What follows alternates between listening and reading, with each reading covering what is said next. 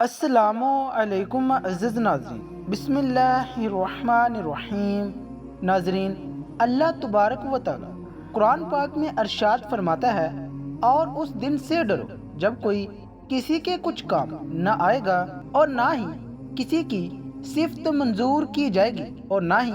کسی سے کسی طرح کا بدلہ قبول کیا جائے گا، اور نہ ہی لوگ کسی کی مدد حاصل کر سکیں گے۔ پیارے دوستو، قیامت کا دن ایک ایسا ہولناک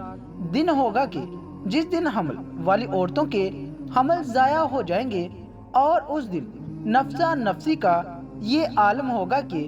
ماں اپنے بیٹے کو بھول جائے گی، اور اولاد اپنے ماں باپ کو بھول جائے گی، اور اس دن کوئی کسی کے کچھ کام نہ آئے گا۔ ہر ایک کو اپنے حساب و کتاب کی پڑی ہوگی، اور ہر ایک انسان اپنے اعمال کے مطابق اپنے انجام کو پہنچا دیا جائے گا۔ پیارے دوستو، اس بات پر ہر ایک مسلمان کا ایمان ہے کہ اس نے مرنے کے بعد قیامت کے دن اٹھنا ہے اور اپنے اعمال کا بدلہ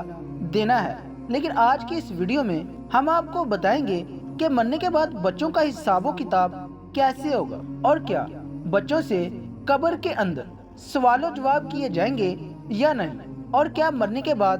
بچوں کو بھی ان کی قبروں میں عذاب ہوگا یا نہیں۔ اور اس کے ساتھ ساتھ آپ کو یہ بھی بتائیں گے کہ مرنے کے بعد کافروں اور مشرکوں کے بچوں کے ساتھ کیا سلوک کیا جاتا ہے، اور کیا کافروں اور مشرکوں کے بچے مرنے کے بعد جنت میں جائیں گے یا نہیں، اور اگر کوئی معصوم بچہ کفر کر دے تو کس عمر میں اس بچے کے کفر کا اعتبار کیا جائے گا۔ پیارے دوستو، ان تمام تر سوالات کے جواب قرآن و حدیث کی روشنی میں آج کی اس ویڈیو میں ہم آپ کو بتائیں گے، لہٰذا آپ سے گزارش ہے کہ ہماری اس ویڈیو کو آخر تک ضرور دیکھیے گا۔ پیارے دوستو، اس دنیا کو چھوڑنے کے بعد انسان کو سب سے پہلے جس گھر میں داخل کیا جاتا ہے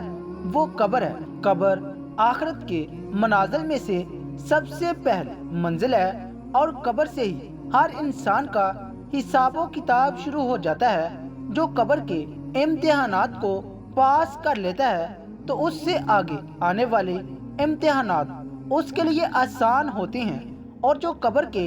امتحانات کو پاس کرنے میں ناکام رہتا ہے تو آگے آنے والے امتحانات اس سے کہیں زیادہ سخت اور دشوار ہوں گے۔ پیارے دوستو، جب بھی کوئی انسان مرتا ہے تو اس کو قبر کے اندر دفنا دیا جاتا ہے، پھر چاہے وہ بچہ ہو، بوڑھا ہو یا نوجوان۔ اس طرح جیسے ہی اس مرنے والے شخص کو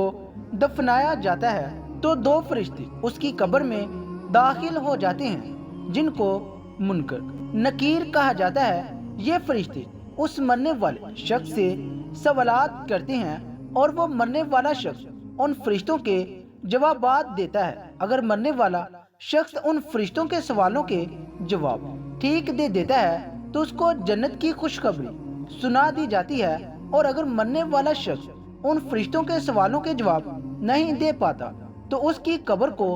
جہنم کا گڑھا بنا دیا جاتا ہے، جیسا کہ حضور پاک صلی اللہ علیہ وآلہ وسلم نے ارشاد فرمایا کہ قبر یا تو جنت کے باغوں میں سے ایک باغ ہے، یا جہنم کے گڑھوں میں سے ایک گڑھا، اور قبر آخرت کے منازل میں سے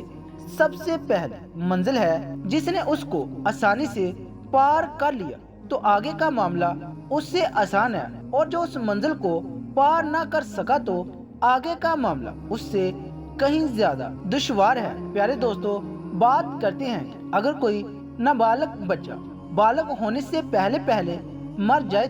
تو کیا اس سے بھی قبر میں حساب و کتاب لیا جاتا ہے، اور اس سے بھی سوال و جواب کیے جاتے ہیں؟ تو اس کے متعلق مختلف روایات ملتی ہیں۔ بعض روایات کے مطابق چھوٹے بچوں سے قبر کے اندر سوال و جواب کیے جائیں گے، کیونکہ اللہ تبارک و تعالی قبر کے اندر ان مرنے والے بچوں کی عقلوں کو مکمل کر دے گا، اور پھر یہ مرنے والے بچے اپنی کامل عقل کے مطابق ہی فرشتوں کے ان سوالوں کے جوابات دیں گے۔ اور دوسری روایت کے مطابق بچوں سے قبر میں کوئی حساب و کتاب نہیں لیا جائے گا، کیونکہ بچے معصوم ہوتے ہیں اور وہ غیر مکلف ہوتے ہیں، لہٰذا اسی وجہ سے بچوں سے قبر میں کوئی سوال و جواب نہیں کیے جائے گا۔ پیارے دوستو، اب بات کرتے ہیں ان بچوں کی جو کافروں کے گھر میں پیدا ہوئے یا مشرکوں کے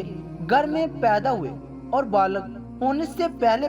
مر گئے، تو کیا ایسے بچے مشرک اور کافر کہلائیں گے؟ اور قبر کے اندر ان کے ساتھ کیا سلوک کیا جائے گا؟ تو اس کے متعلق حضرت عبداللہ ابن عباس رضی اللہ تعالی عنہ سے روایت ہے کہ جب رسول اللہ صلی اللہ علیہ وآلہ وسلم سے مشرکین اور کافروں کے بچوں کے بارے میں سوال کیا گیا تو حضور پاک صلی اللہ علیہ وآلہ وسلم نے ارشاد فرمایا کہ اللہ تبارک و تعالیٰ نے جب ان بچوں کو پیدا کیا تو اللہ تبارک و تعالیٰ خوب جانتا تھا کہ ان بچوں نے بڑے ہو کر کیا کرنا ہے۔ اسی طرح ایک حدیث میں آتا ہے کہ آپ صلی اللہ علیہ وآلہ وسلم نے ایک خواب دیکھا کہ آپ صلی اللہ علیہ وآلہ وسلم ایک باغ میں ہیں اور ایک لمبے قد کا آدمی اس باغ میں چل رہا ہے اور اس کے آس پاس بہت سارے بچے کھیل رہے ہیں اور اس آدمی کا قد اتنا لمبا ہے کہ حضور پاک صلی اللہ علیہ وآلہ وسلم اس آدمی کو دیکھنے کے لیے اپنی گردن کو اوپر بلند کرتے ہیں، گویا کہ وہ شخص آسمانوں سے باتیں کر رہا ہو۔ تو حضور پاک صلی اللہ علیہ وآلہ وسلم نے حضرت جبریل علیہ السلام سے اس شخص کے بارے میں پوچھا اور ان بچوں کے بارے میں دریافت فرمایا تو حضرت جبریل علیہ السلام نے عرض کی، یا رسول اللہ صلی اللہ علیہ وآلہ وسلم، آپ نے جس شخص کو دیکھا ہے وہ حضرت ابراہیم علیہ السلام ہے اور ان کے ارد گرد جو بچے کھیل رہے تھے وہ بچے ہیں جو فطرت سلیم پر پیدا ہوئے اور بالغ ہونے سے پہلے فطرت سلیم پر ہی مر گئے، یعنی وہ بچے اسلام پر ہی پیدا ہوئے اور بالغ ہونے سے پہلے اسلام پر ہی مر گئے۔ تو ایسے بچوں کے ساتھ آخرت کے اندر وہی سلوک کیا جائے گا جو ایک مسلمان کے گھر میں پیدا ہونے والے بچے کے ساتھ کیا جاتا ہے، کیونکہ ہر پیدا ہونے والا بچہ اسلام پر ہی پیدا ہوتا ہے اور بعد میں بڑا ہو کر وہ کافر یا مشرک بنتا ہے، جیسا کہ حضور پاک صلی اللہ علیہ وآلہ وسلم نے ارشاد فرمایا کہ ہر پیدا ہونے والا بچہ فطرت پر پیدا ہوتا ہے، یعنی اسلام پر پیدا ہوتا ہے، یا اس کے ماں باپ ہوتے ہیں جو اس کو بعد میں یہودی یا انصاری یا عیسائی بنا دیتے ہیں۔ یعنی اس حدیث سے معلوم ہوا کہ ہر پیدا ہونے والا بچہ مسلمان ہوتا ہے اور بعد میں بڑا ہو کر اس کے ماں باپ اس کو کافر، مشرک یا عیسائی بنا دیتے ہیں۔ اگر کوئی ایسا بچہ جو کافر کے گھر میں پیدا ہو لیکن وہ بالغ ہونے سے پہلے مر گیا تو وہ اسلام پر ہی مرے گا۔ پیارے دوستو، بات کرتے ہیں بچے کے کس عمر میں بچے کے کفر کا اعتبار کیا جائے گا۔ تو اس کے متعلق روایت میں آتا ہے کہ بچہ جب عقل اور بالغ ہو جائے اور اچھے اور برے کی پہچان کرنے لگ جائے تو اس عمر میں اگر کوئی بچہ کفر کرتا ہے تو اس کے کفر کے اعتبار کیا جائے گا اور وہ بچہ کافر ہوگا۔ اور علماء کرام بیان فرماتے ہیں کہ اگر کوئی بچہ 7 سال کی عمر میں کفر کرتا ہے تو اس کے کفر کا اعتبار کیا جائے گا اور وہ کافر ہو جائے گا۔ پیارے دوستو، بات کرتے ہیں کہ کافروں اور مشرکوں کے بچے جنت میں جائیں گے یا نہیں، اور اگر یہ جنت میں جائیں گے تو جنت کے کون سے مقام پر ان کو رکھا جائے گا۔ پیارے دوستو، اس کے متعلق مختلف روایات ملتی ہیں۔ بعض روایات کے مطابق جیسے مسلمانوں کے بچے جنت میں جائیں گے، اسی طرح وہ بچے بھی جنت میں جائیں گے جو پیدا تو کافروں کے گھر میں ہوئے لیکن بالغ ہونے سے پہلے وہ فوت ہو گئے، تو اللہ تبارک و تعالیٰ ان معصوم بچوں کو بھی جنت میں داخل فرما دے گا، کیونکہ اللہ تبارک و تعالیٰ ارشاد فرماتا ہے کہ وہ کسی کو جنت یا جہنم میں داخل نہیں فرمائے گا جب تک کہ اس کو اعمال کا مکلف نہ بنا دے، اور بچے اعمال کے مکلف نہیں ہوتے، لہذا اسی وجہ سے اللہ تبارک و تعالیٰ معصوم بچوں کو بغیر حساب و کتاب کے جنت میں داخل فرمائے گا۔ اور بعض روایات کے مطابق کافروں اور مشرکوں کے معصوم بچے جنت میں تو داخل ہوں گے، لیکن یہ جنت میں جنتی مسلمانوں بچوں کے ماتحت ہوں گے اور ان کے خادمین کی ڈیوٹی سر انجام دیں گے، اور یہ مسلمان جنتی بچوں کے خادمین ہوں گے۔ اور بعض علماء کرام اس مسئلے پر خاموشی اختیار کرتے ہیں۔ ان کا یہ کہنا ہے کہ اللہ تبارک و تعالیٰ بہتر جانتا ہے کہ اللہ تبارک و تعالیٰ کافروں کے بچوں کے ساتھ کیا سلوک فرمائے گا۔ پیارے دوستو، ان تمام تر روایات میں سے سب سے صحیح روایت یہ ہے کہ جو بھی بچہ بالغ ہونے سے پہلے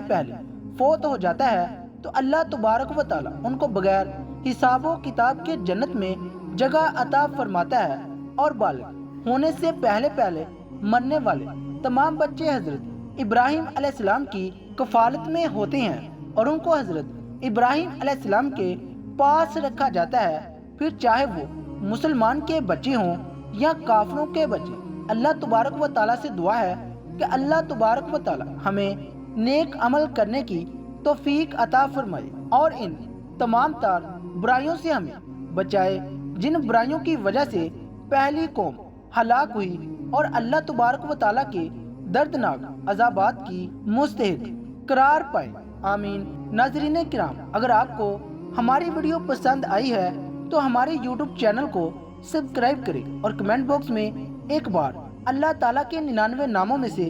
ایک نام ضرور ٹائپ کریں۔ شکریہ۔ اللہ حافظ۔